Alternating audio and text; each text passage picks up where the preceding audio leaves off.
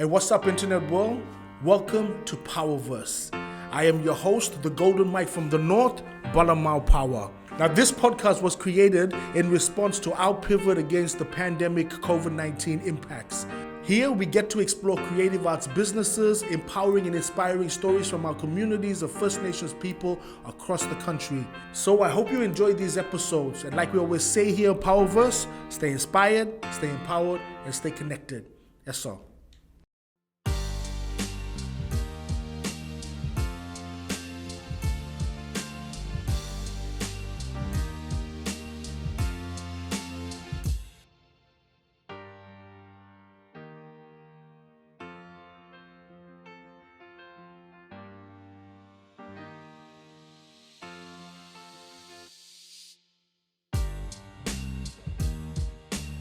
Welcome to Power Circle, the platform where we celebrate and speak to artists, creatives, community people, and entrepreneurs.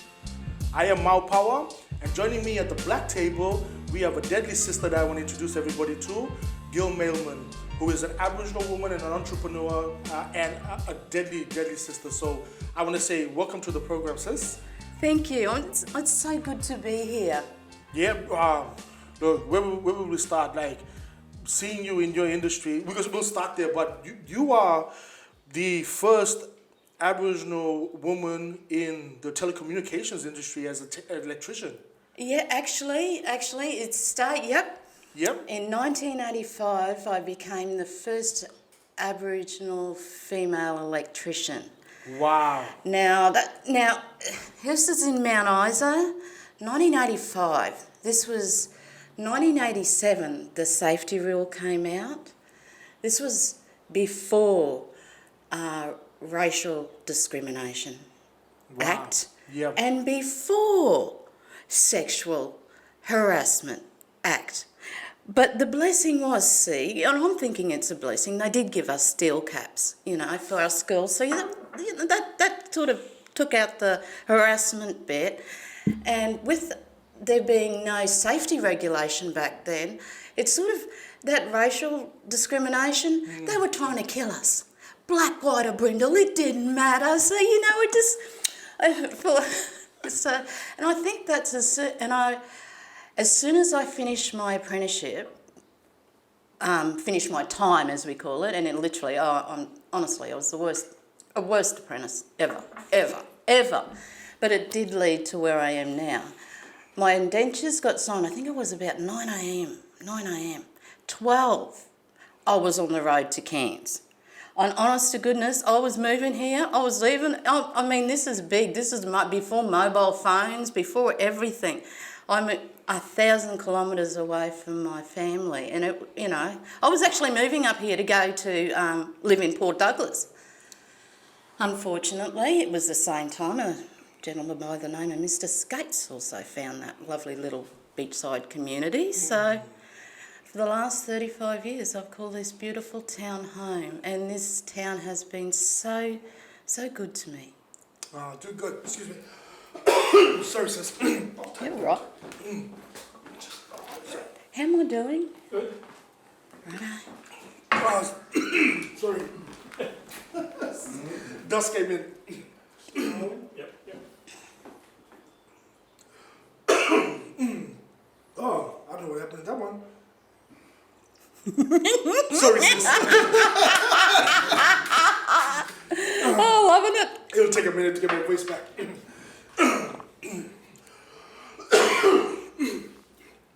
Oh, man.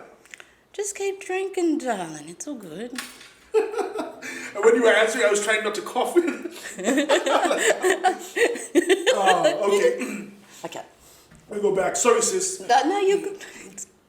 Thank you for... I'll start from the start again if we can. That's okay. Sure. We'll keep that one in there. I'll be able to use that somewhere in the thing. Welcome. Still rolling? Yep. Thanks. Yep. All right, sis, welcome to the program. Firstly, I wanted to ask, when we do here, sorry, say it again. Sis, thank you for coming on the show. Firstly, I want to ask you, can you tell us about your background, your cultural connection, your mom? Bidjara. I'm a very, very, very proud Bidjara woman. My father, he was born in Saw Pit Creek. Wow. Many, many years ago. Dad, I'm blessed. I'm very, very blessed because we come from a family that was never stolen. Wow. So this is powerful stuff when you start looking at disadvantage that stolen generations have.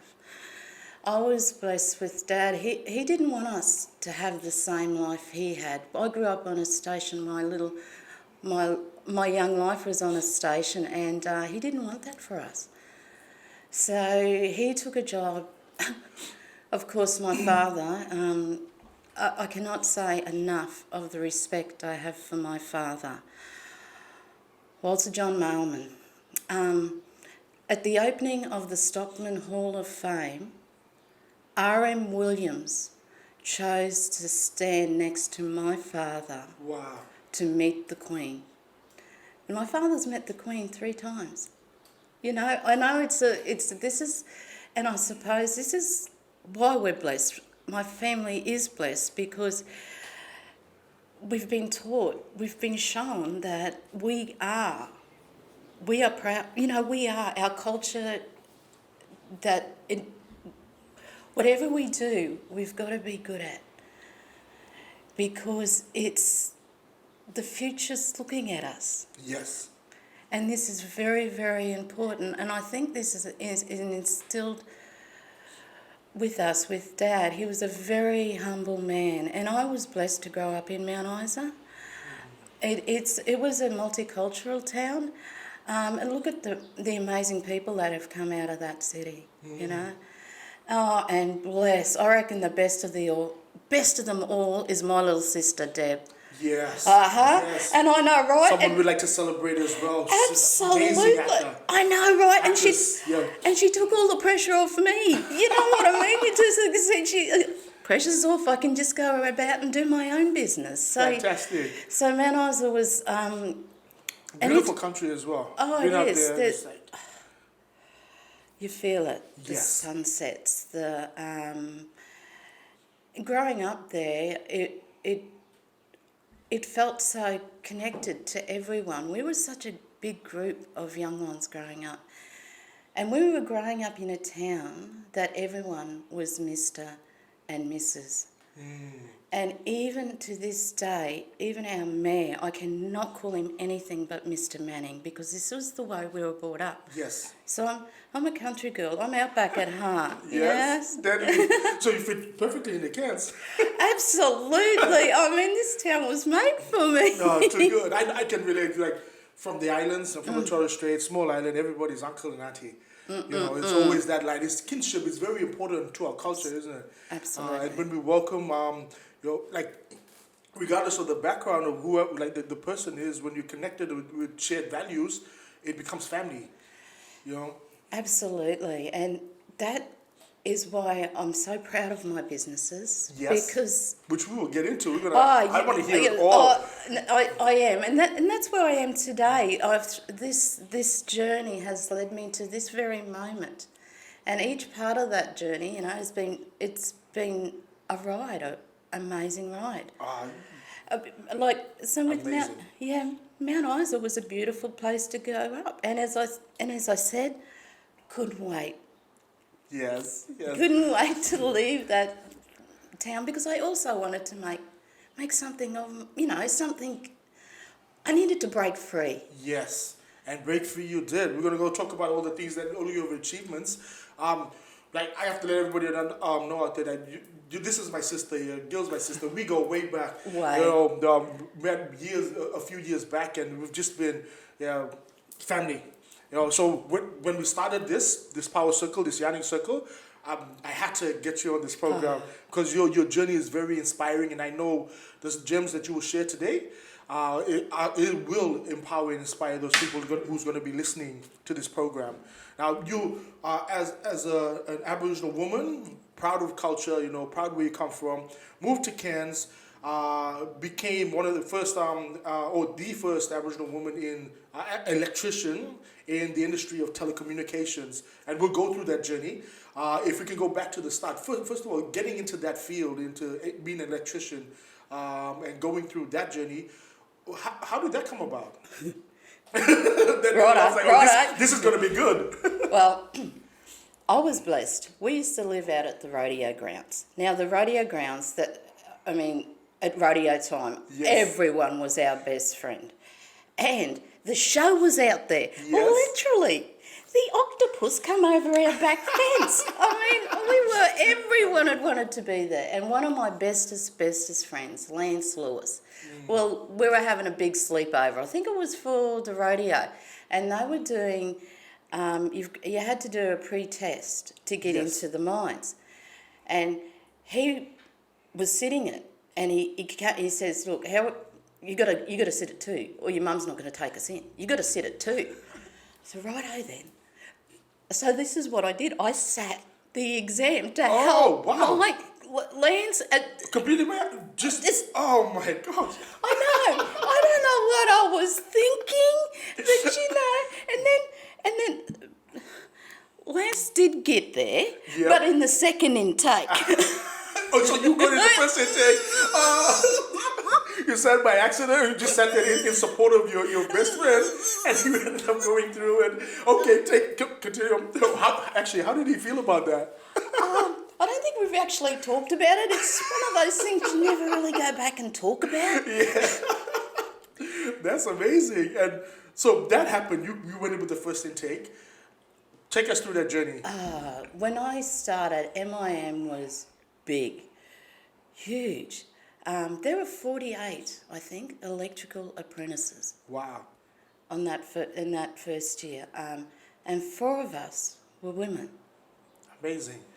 I know, we had no idea. Nobody had a clue. But That's we the exciting thing, right? I know, you just turn up. It's an adventure. It was an adventure, and I learned from a very early start, I didn't like it. Oh, okay. I think it's a lot to do with probably working in an industry like mining before safety regulations. Sorry? Sound? Okay. No, we're good. Okay. We're good. Sorry, we'll go with that one again. So, Matt, the mining industry, imagine being in the mining industry before safety. Wait a minute. Say that again. Imagine being in the mining industry before the Safety Act.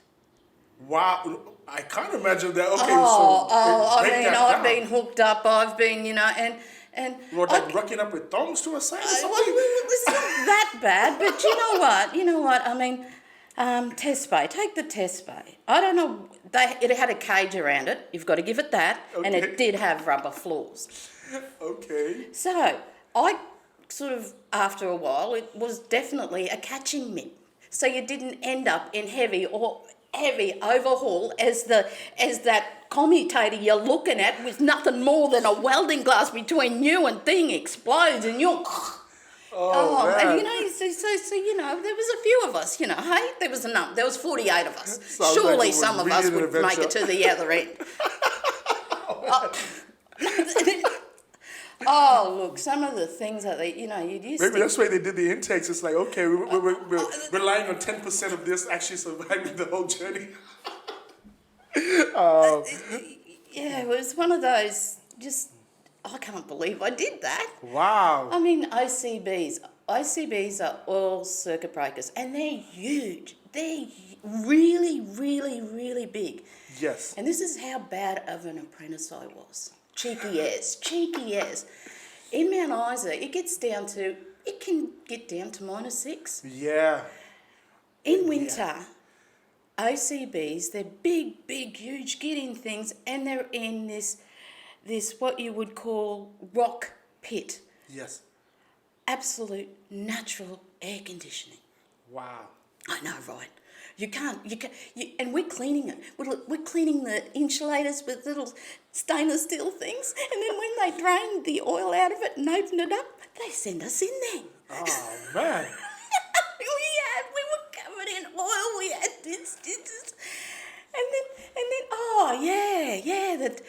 and then another thing, I actually was working in the communication section there for a little while in the mines, and one of the things we had to do was we had to test the batteries with, I think it was a hydrometer back, you'd test it, see, no. Anyway, it is not a good thing to spill battery acid on your pants. Literally, I used to. I don't know why I'm laughing at this. It shouldn't be something to laugh at, but. I started walking home. This was at the end of the day. By the time I got to Kmart, I was almost indecent. Everything was just. It was. So yeah, and I can remember. That. Yeah, there was. Yeah. Okay, moving forward. So you got through this exciting adventure, right? It wasn't obviously because you're here. Thank the Lord.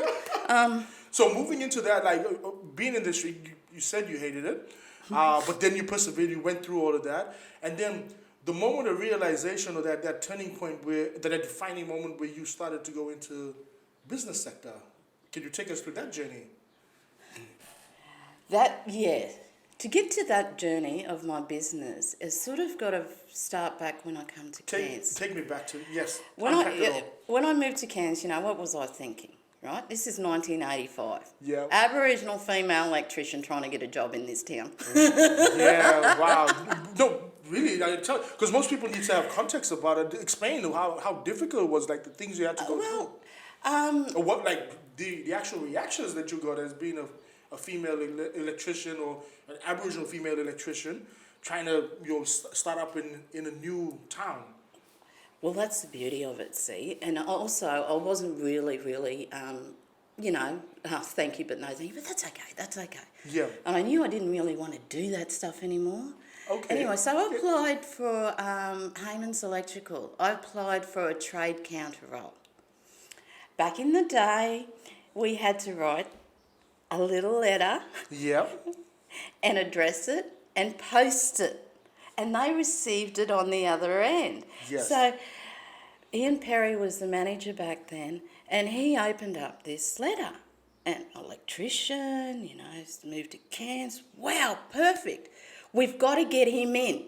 Ray, go out there. Who was the storeman of the Ray? Go out there, deliver it. Say, yeah, got an interview next week. What time? Come, give us a call. Come in. Yes. So anyway, he actually thought I was a guy until I turned up. Had no idea about anything about electrical wholesaling whatsoever. But bless, in the day, they had all these, there used to be binders. Yep. Binders. So I'm sitting there having an interview, and he said, so you know all electrical products? Yeah, I know all about Clipsal, Heinemann, Sia. So I got the job. And it was a beautiful time. It was our branch, back in the day. We built Cairns. Literally, we're wholesaling. Kennedy and Taylor were the big ones. I've been on all of these sites. I remember the pier was a site, Corporate Towers was a site, all of these. And you were there. I was there. I was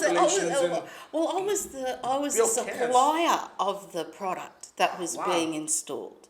So that was a bit of a blessing thing. So it was a fantastic time in Cairns. I mean, long lunches. I tell you what, that's what I learnt. That's how I learnt my being behind the counter, and what I needed to learn, everything like that, was the long lunches. Okay, explain that one. Long lunches. Well, if the manager was going to, say, a conference in wherever, he leaves at 11. Yeah. All seniors gone by 12. He might come back the next day. They'll be back just before he arrives. Us mobbers, young ones, we had to learn. This was a baptism of fire. There was no... Too good.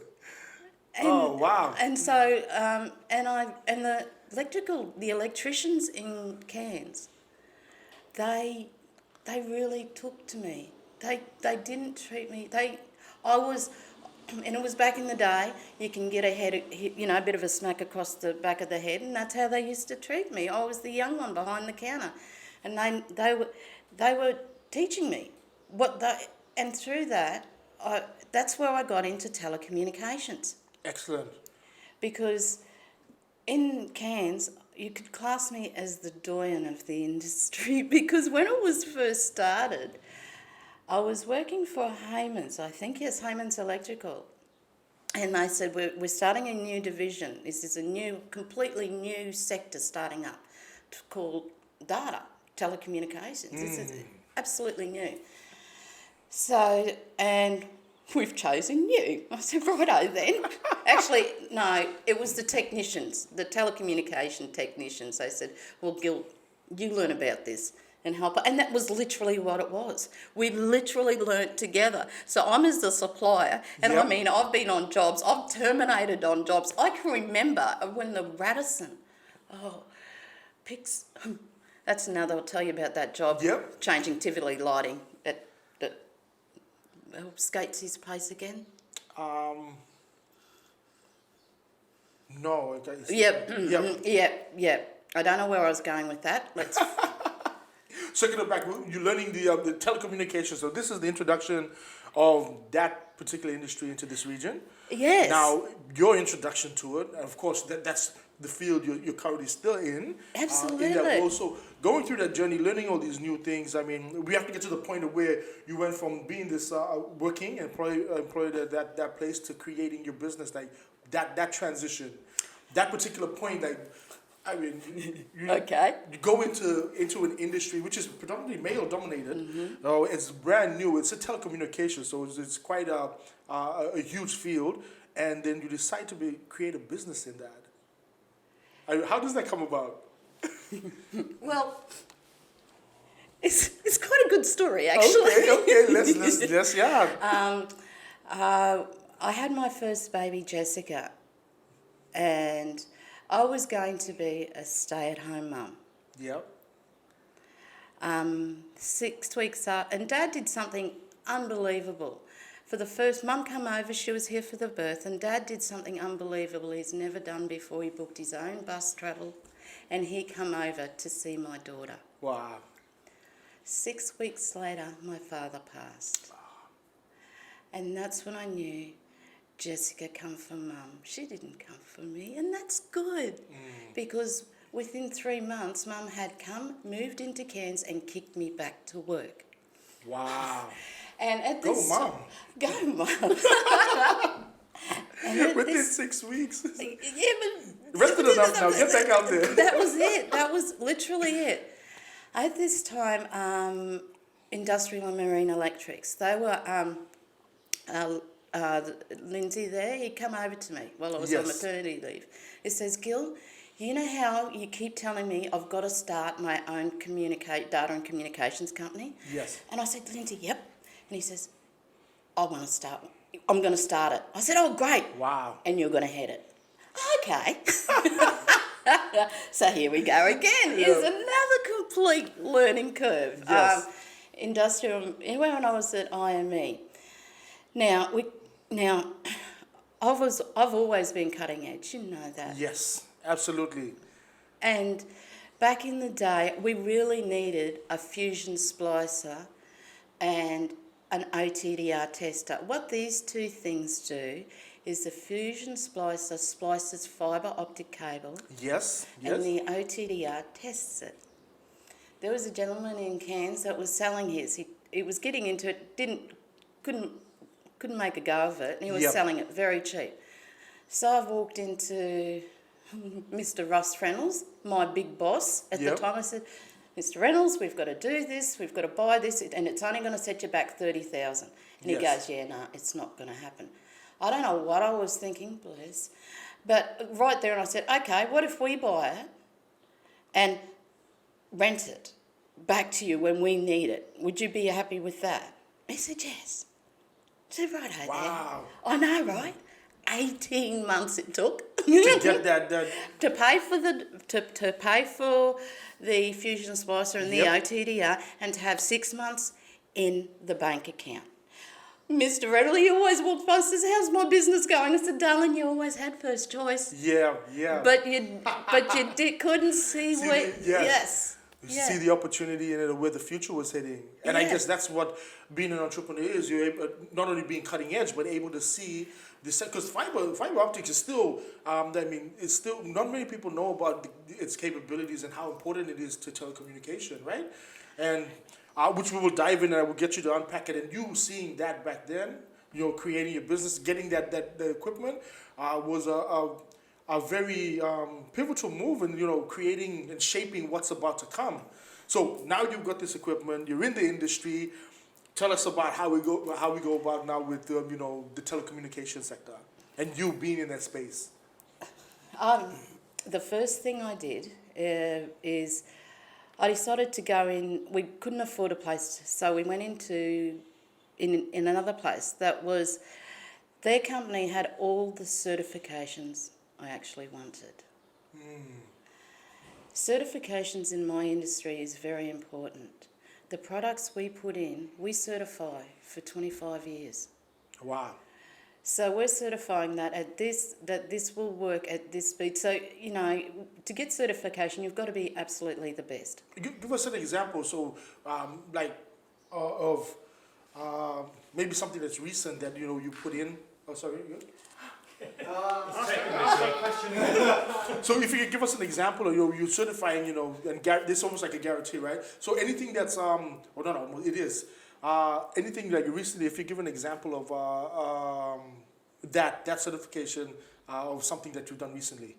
Oh, it has to be the JCU Innovation I was Centre. going to ask about that. I saw your I post. am so proud of that. I am so proud. This is the first. This system has gone in Queensland. That's what Comscope checks. Comscope, and it's fact. Yes. This fibre system, this delivery of fibre, and the way it is managed within the comms room, it is just state of the art. It is carrier worthy. Wow. So this is a system that, say, Telstra or Optus would put in their system. It's in now JCU Innovation Centre, and I am so proud to be in the install company for, but do you know what? We are the best. We are absolutely the best. That's at why you're on what this platform, we and we're do. celebrating that. Fantastic. And with that now, that with JCU having this, installed, what does it enable them to do? Like, how does that empower that innovation center? The speed. Fibre is glass. That's what it is. Yes. So where you can transmit over glass at the speed of light. Because that's what you're transmitting down that piece of fibre is light. Yes. Now, fibre at its microns, so it's smaller, what we terminate is smaller than my hair. And we've got a 9 micron. 9 micron is so tiny. We've got that much error room. We can't, the error is nil. You cannot have error. That's the precision and how small it is. And that's why I'm going to enjoy bringing women into my industry. Fantastic. We'll talk about that. This is a great segue. But keep going, sorry. Yeah, so fibre is the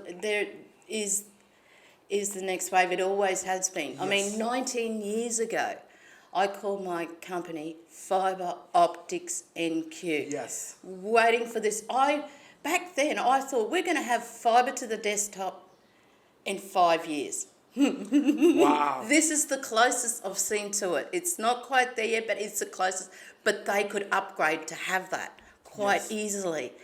And that's why I'm blessed. I surround myself with people like you. Thank you, sister. Like my other business partner, Frank. Our brother Frank. So we're completely au fait with what is going on globally. Yes. Because our people are worth it. Absolutely. And that's it, because that's a good brother of ours, Frank.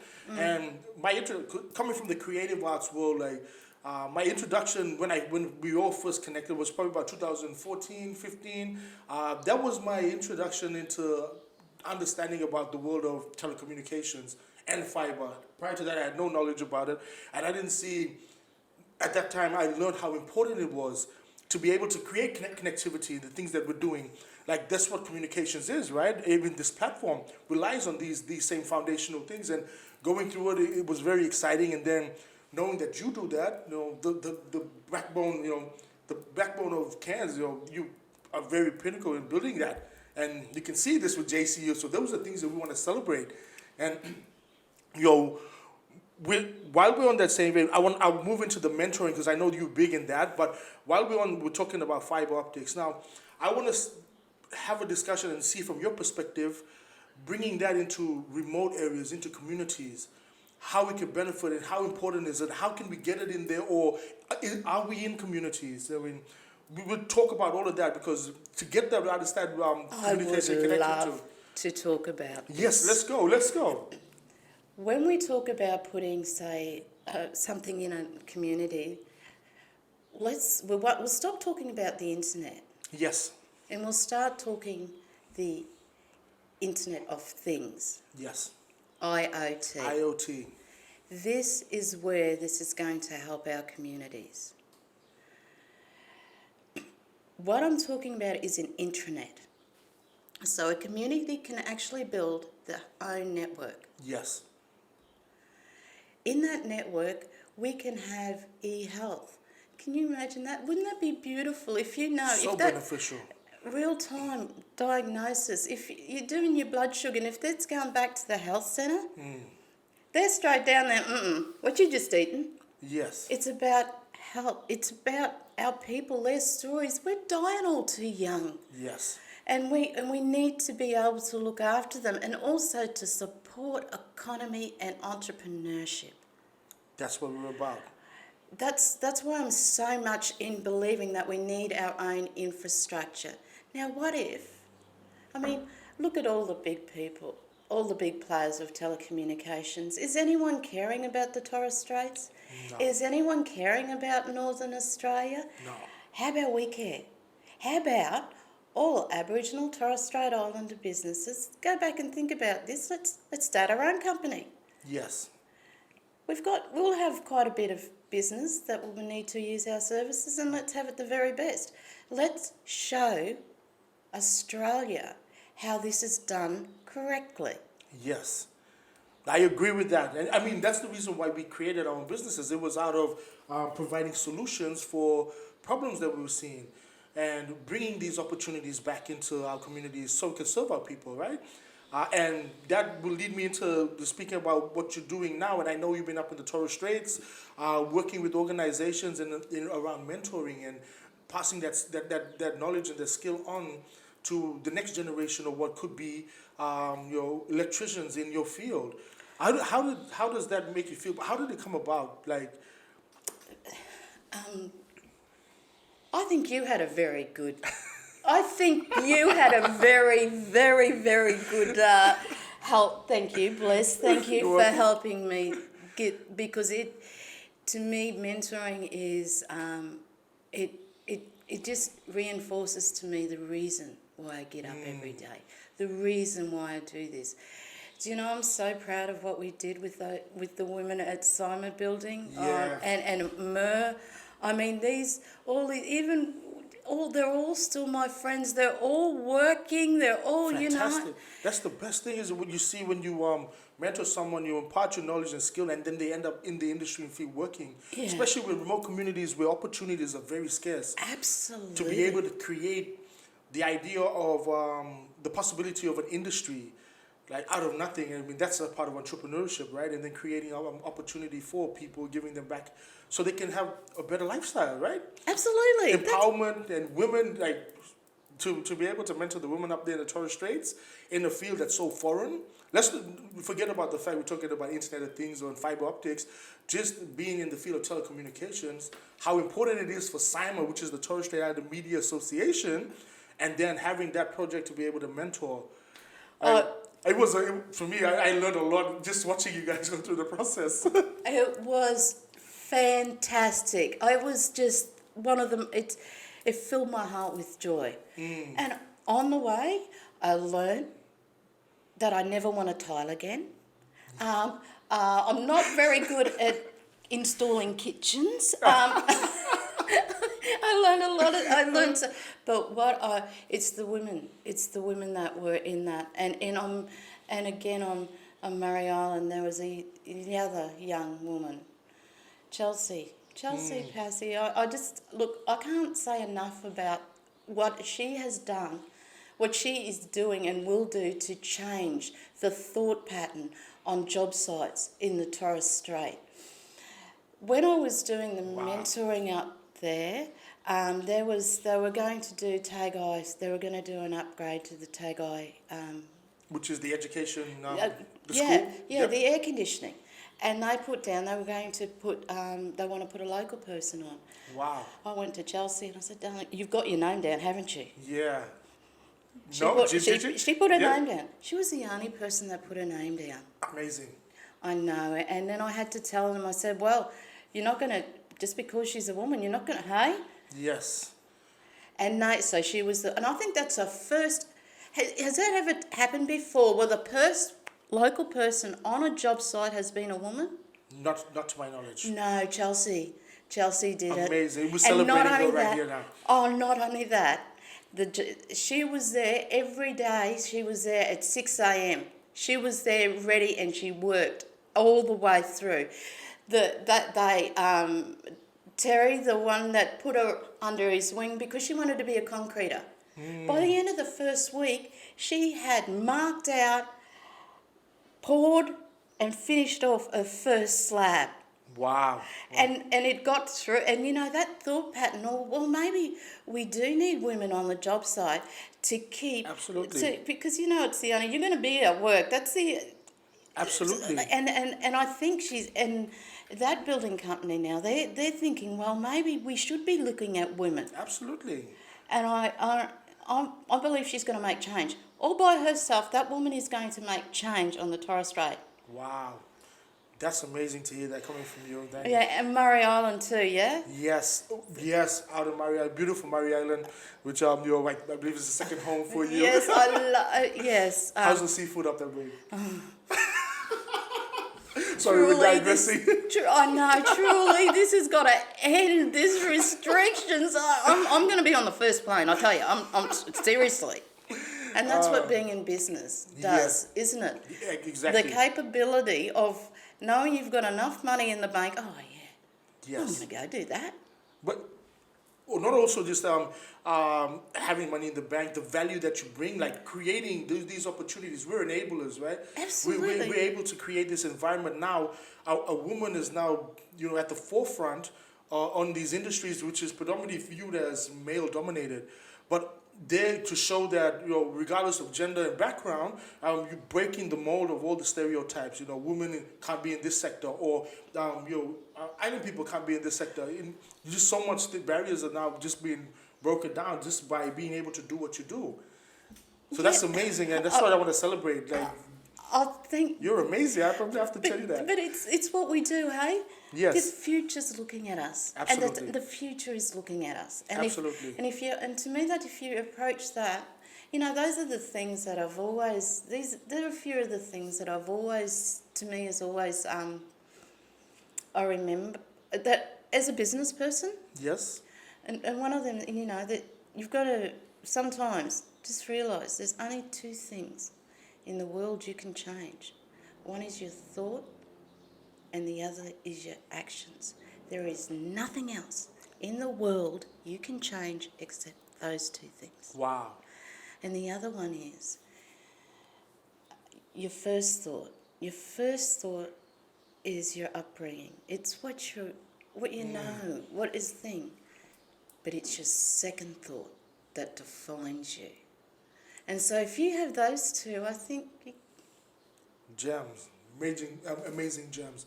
I'm sure people listening, they're going to get so much value out of this, just hearing your story. I want to say, I know you're a very strong advocate for women in business. Absolutely. Indigenous women in business. Absolutely. And if anybody was to look at your story and your journey, what is the thing you want them to take away from your experiences, just watching and seeing all your achievements? The biggest thing I bring to my business is my culture. Amazing. My business is set up on our culture. All my businesses are. Yes. Even when my company is 19 years old now, Fibre Optics NQ, That's legacy. That's amazing. my management have been with me for 15, 14 and 13 years. I've got 3 brothers and one of the wives that their last name is Krasansky.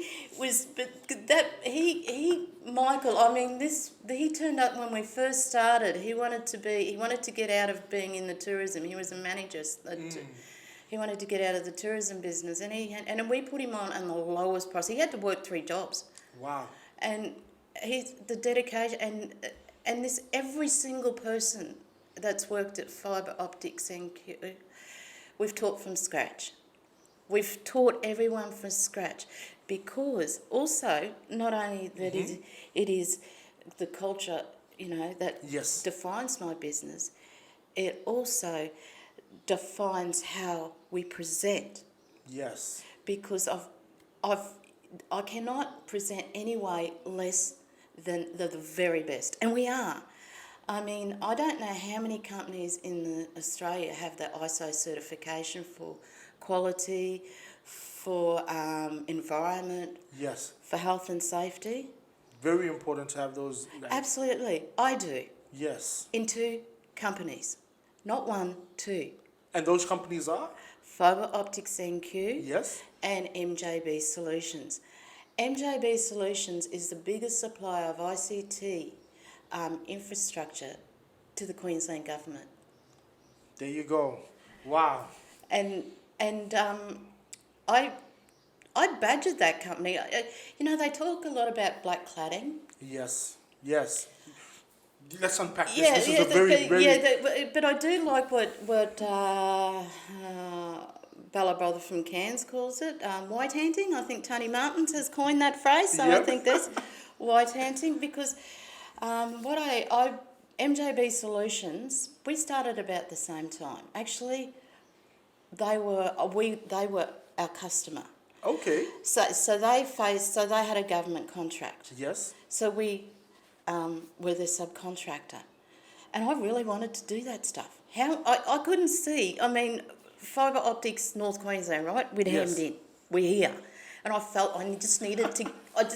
There was something else. So, poor Mark owned that business, right? I hammered him, and I hammered him. Anyway, finally, he relented, and he gave me a figure. I said, I can't afford that. But anyway, there was another deadly Aboriginal, Torres Strait Islander man in Cairns. He used to own one of the biggest electrical firm. Okay. Actually, John Reynolds, the brother of Russ Reynolds. Yeah. IME. Yeah, it's Cairns, it's circular, right? Wow. So it's a small circle. So I asked John Reynolds to come in with us. So we brought into that company. And then we changed it around. I call that black cladding, because we took a white company, put our culture into it, and then turned it around and made and that investment we made in that company. Yes. I got back that investment this year. Wow. Last year I got back that investment. I know, right? Wow. And this is what it's about, taking a company to that level. And honestly, I do believe we need to be at every level of corporation and corporate. We need to be in the higher structure, because you know why? We think different. Yes, we do. Why you all look the same around the board table? The answer's going to be the same. Yes. Because everybody's the same, and everybody comes from the opinion that's the same. So if your background's the same, how are you going to have change? Exactly. Now, come on. Our biggest companies. What is it?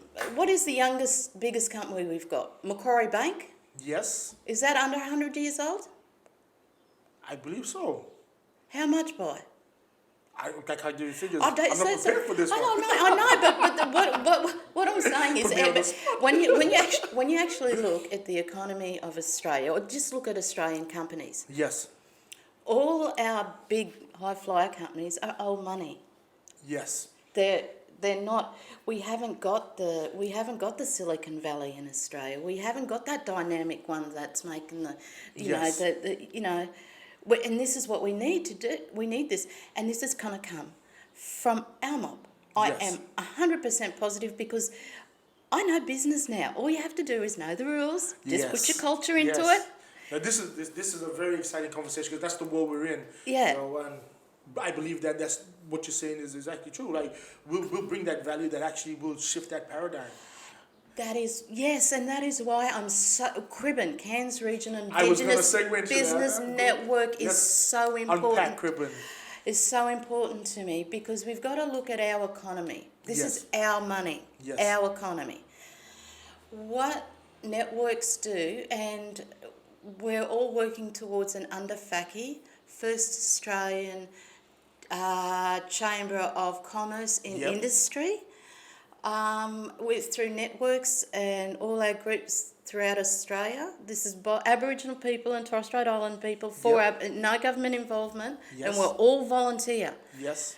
Because we want to look after mob. There's about 5,600 businesses, Aboriginal Torres Strait Islander businesses. Wait, let's slow that down. Can you say that figure again? 5,600, over 5,600 Aboriginal or Torres Strait Islander businesses are linked to a network. Wow.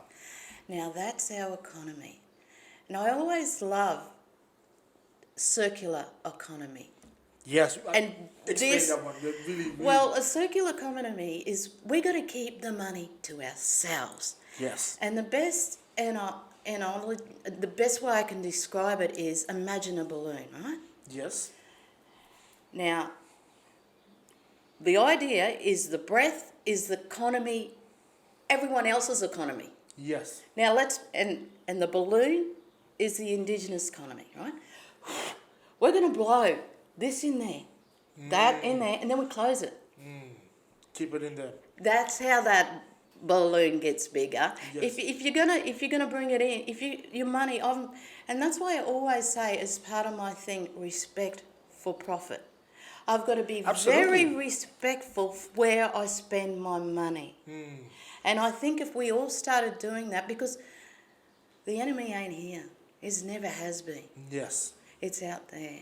Yeah. And if and sometimes I say, righto, you keep us with all these rules and everything like that, but I see that if you've got money, it seems that, maybe you can get a bit in this world. So, okay, then that's what we're going to have to do. Yes. Collectively, Yes.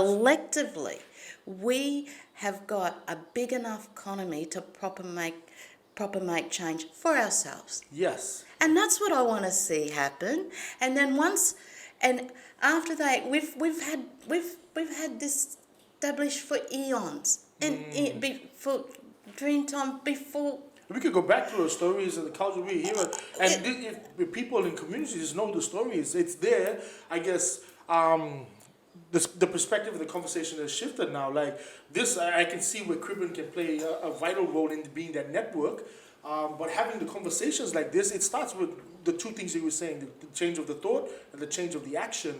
But unless we're having the conversations and bringing everybody to talk about this bloom, this economy that we should be focused on, then it doesn't become a part of our agenda. So a business will run continuously doing the same things over and over again. Part of the reason why we created this platform, Power Circle, so we can have these conversations and hear from your inspiring stories like that. And that, while this is our opportunity, while Australian companies, mainstream companies, are going stagnant. Yes. Yes. Now's our moment, and I believe it. I feel it. I just feel it. And I've seen it with a lot of Cribben members. Brianna, London. She's going to London. The Kayaf. We're coming to this one. Kayaf going digital. I mean, this is like changing the Titanic Yes. in March and then taking it from where we're going into a platform, a digital platform. This is what we do good. Yes. We can change just like that because we're thinking outside the square. We don't think like mainstream. We can't. We're always adapting. We have to We adapt. do. Our whole We're life is an adaptation. we're the most resilient people, and and they say, of course, an Aboriginal woman is in this field. We're resilient people. I don't take no for an answer, and I'll keep smiling until you sign that damn contract. Because it's And important. it's pretty hard to resist that smile. Come on now. Now that's an advantage being a woman because okay. because it is very powerful to walk into a boardroom Absolutely. and know that you've got the power. Yes. And that's what I wanted to. You have the power, women, and because I don't care where you're looking, as long as you sign here, initial here, and here. Done. Jewels and gems. Okay. Don't mess with women in business, okay? Just sign on the dotted line and let them do their thing. We'll get our things done, yeah? So I'm going to move this one. Oh, sorry, I'm just being mindful. We can yarn all day about this stuff. There's so much gems that I know you can bring. And so we're going to have more yarns with you. Invite you to be a regular. Please, I'd love to. So I want to unpack, you touched on KIAF, which is the Cairns Indigenous Arts Fair going digital, but KIAF as an organization coming from my field in the creative arts is the place that brings creative culture to Cairns. Like, it's the, for me, when it's like the pinnacle in Far North Queensland where I aspire to be performing at and sharing culture, sharing creative arts. You're a director on the board, yes? I am so proud to be a director of KIAF. And we call it the Black Trilogy. Our chair, our artistic director, and our general manager are either Torres Strait Islander or Aboriginal. And I don't think there's another type thing out there that's like that. We'll have to check it out. Yeah, I don't think so either. And this is where this dynamic comes from. Yes. And it is always about getting our stories out there. Yes, exactly. And I'm so proud. Last year, 45,000 people turned up to see KIAF. Wow. $980,000 direct sales back in the hands of Aboriginal Torres Strait Islander people. Yes, I'm proud to be part of KIAF. I am proud to be part of this event. And these are the things. And we have got the best fashion parade in Queensland. I'm thinking I think we're going to have to make... I do the music for that, by the way. Yes, he does. The reason... But these... And with Brianna, the recognition... Yes. She's getting overseas all the stuff that KIAF has done as an incubator because that's what we are. We are an event. We want to just make... And do you know what? What I love about KIAF is how proud everyone feels in Cairns over those days to be Aboriginal and Torres Strait Islander. Absolutely. And that's what I love about Cairns. And you know what? They should have Canberra as their capital. Yes. Why not Cairns? We are the only place. Look, we've highest Indigenous percent. Right in this very town. Yes. We are the gateway. The two cultures meet in one place. Yes. And look around at the deadly people. You didn't have to go far to find out interview for COVID-19. You didn't even have to put a plane in the air, did you? We're all here. We're all here.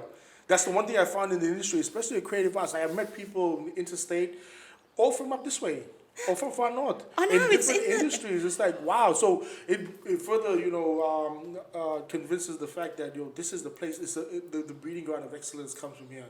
Yes. And I look at KIAF as the pinnacle for Black excellence in creative arts. Absolutely. I always say that. That's why I'm always there, being a part of it. It's just a great event to be around. And we need more of it. And I'm excited that it's going to go digital, and I'm sure the numbers of the people who get to experience the culture, experience the stories, will just exponentially, increase. We need to get Power Nation in there in some way, in some form, in KIAF. We'll see what we can do with that. Well. Okay. You haven't got the contract yet, right? We'll okay. keep going. Cool. All right.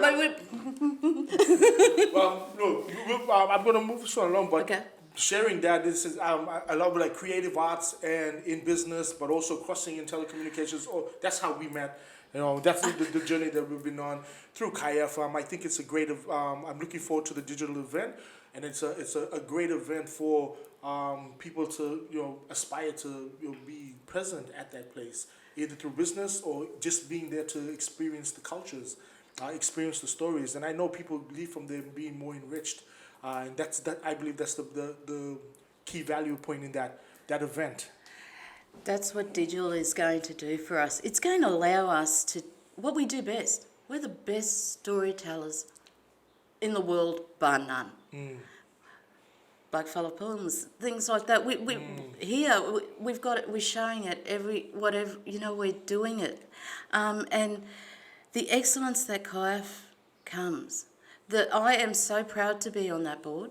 I'm introducing. When we took it off government hands and put it back into our hands, I think that's when the change happens. That's when the fashion parade started. Dynamic That's shift. That's when the awards started. That's when we start, and every year we're getting bigger and bigger and bigger. And this digital to turn it, what a beautiful sales opportunity to show the stories and showcase the beautiful area around here in the Torres Straits. I mean, there's not exactly a proper flourishing business in tourism to the Torres Strait, is there? Not yet. I know, but you're onto it, aren't you, darling? We're onto it. Yes. Good-o. We got Blue Malu Arts up there, and we're doing that's another conversation we'll touch on here when we invite you back, because we can go for days on that one. Oh, look, and I'll tell you, when you've got the now. cruise ship, when the cruise ship leaves after KAIF, Yes. up to visit the Art Centre in the Torres Straits, Yes. I'm going to be, when you've built that, Yep. can I please be on the first Absolutely. outing? Thank Of you. course. Thank you. You see, this is what we do. This is why I love my life. You just make sure everyone's around. Too good. Before we wrap it up, I always ask the guests here if they can share the one key value that they carry with them in life, they can give and pass on to our followers out there watching this program. The one thing that you could say really close to you in your heart, that carries your life and business, and that you would want to share. I know there's many, but the one that someone else could take from you. Faith. Have complete faith. You must. That's what got us all through this, is our faith. Yes. Have faith in yourself. I believe in you. You know, all those things that you think you're not good enough, you know what? That's the world telling you that. But you know inside yourself, I just want you to close your eyes, inside yourself, your ancestors are there. Open your eyes now and look to the future, because the future is looking at you. So powerful. My sister, thank you very much for gracing us here with this pleasure. program and sharing your gems. It's always beautiful to see you. And we're here celebrating you, so proud of everything that you've done, laying down the foundation. For people out there, if they want to get in contact with you or follow you or even just hit you up in business, where do they go? Oh, look, I know there's all this. I'm terrible at social media. Look, I'm too old for social media, and I can only connect in the way we connect. It's Facebook. It's pretty easy, Gil Mailman. And if the fake Gil Mailman's out there trying to sell you something or get your bank account, I'll never ask for that. Too deadly, sister. Thank you once again. Thank you. All right, Power Circle, there you have it, my guest, Gil Mailman, deadly sister, sharing those gems. I hope you enjoyed the program. I am Mao Power, here from the Black Table, saying stay inspired, stay empowered, stay connected. That's all.